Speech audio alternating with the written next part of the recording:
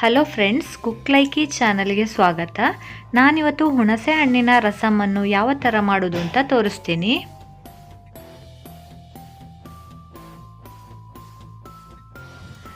ನಾನಿಲ್ಲಿ 2 ಖಾರ ಮೆಣಸು, 1 ಸ್ಪೂನ್ ಜೀರಿಗೆ, 1 ಸ್ಪೂನ್ ಪೆಪ್ಪರ್ ಪೌಡರ್, 6 ಬೆಳ್ಳುಳ್ಳಿ, 1 ನಿಂಬೆಹಣ್ಣು ಗಾತ್ರದ್ದು ಹುಣಸೆ ಹಣ್ಣನ್ನು ತಗೊಂಡು ಬಿಸಿ ನೀರಲ್ಲಿ ನೆನೆ ಇಡ್ತೀನಿ. ಹಾಗೆ ಸ್ವಲ್ಪ ಕರಿಬೇವನ್ನು ತಗೊಂಡಿದ್ದೀನಿ. ಈಗ 1 ಕುಟ್ಟಾಣಿಗೆ ಜೀರಿಗೆಯನ್ನು ಹಾಕಿಬಿಟ್ಟು ಕುಟ್ಕೊಳ್ತೀನಿ.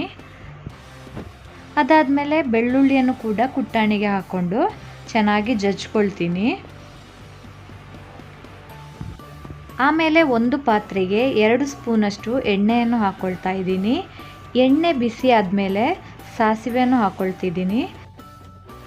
ಸಾಸಿವೆ ಸಿಡ್ಮೇಲೆ 2 ಖಾರದ ಮೆಣಸು, ಜಜ್ಜಿರುವಂತಹ ಜೀರಿಗೆ, ಜಜ್ಜಿರುವಂತಹ ಬೆಳ್ಳುಳ್ಳಿ, ಹಾಗೆಯೇ ಕರಿಬೇವನ್ನು ಹಾಕ್ಕೊಂಡು 1-2 ನಿಮಿಷ ಫ್ರೈ ಮಾಡ್ಕೊಳ್ತೀನಿ.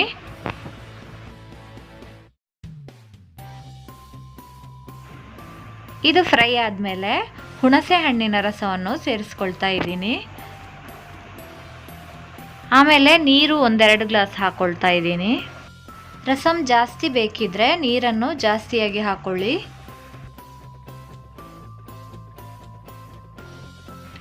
ಆಮೇಲೆ 1/4 ಸ್ಪೂನಷ್ಟು ಅರಶಿನ, 1 ಸ್ಪೂನ್ ಪೆಪ್ಪರ್ ಪೌಡರ್, 1 ಸ್ಪೂನ್ ಉಪ್ಪು, 1 ಸ್ಪೂನ್ ಚಿಲ್ಲಿ ಪೌಡರನ್ನು ಹಾಕ್ಕೊಳ್ತಾ ಇದ್ದೀನಿ.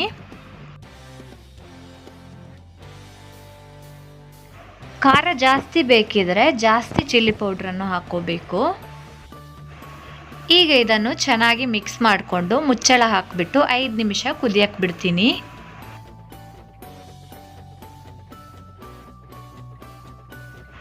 ಈಗ ಇದು ಕುದ್ದಿದೆ, ನಾನು ಮುಚ್ಚಳವನ್ನು ತೆಗಿತಾ ಇದ್ದೀನಿ. ಈ ಟೈಮಲ್ಲಿ ಉಪ್ಪು, ಖಾರ, ಹುಳಿ ಇವು 3 ಕರೆಕ್ಟ್ ಆಗಿದೆ ಅಂತ ನೋಡ್ಕೋಬೇಕು. ಕಮ್ಮಿ ಆಗಿದ್ದರೆ ಹಾಕೋಬೇಕು.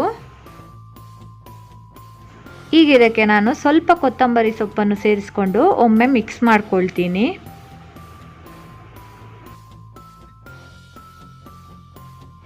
ಈಗ ರಸಮ್ ರೆಡಿಯಾಗಿದೆ. ನಾನು ಸ್ಟವನ್ನು ಆಫ್ ಮಾಡ್ಕೊಳ್ತೀನಿ. ಮಳೆಗಾಲದಲ್ಲಂತೂ ಚಳಿಗೆ ತುಂಬ ಚೆನ್ನಾಗಿರುತ್ತೆ ಈ ಹುಣಸೆ ಹಣ್ಣಿನ ರಸಮ್. ನಾನಿದನ್ನು ಸರ್ವ್ ಮಾಡ್ಕೊಳ್ತೀನಿ.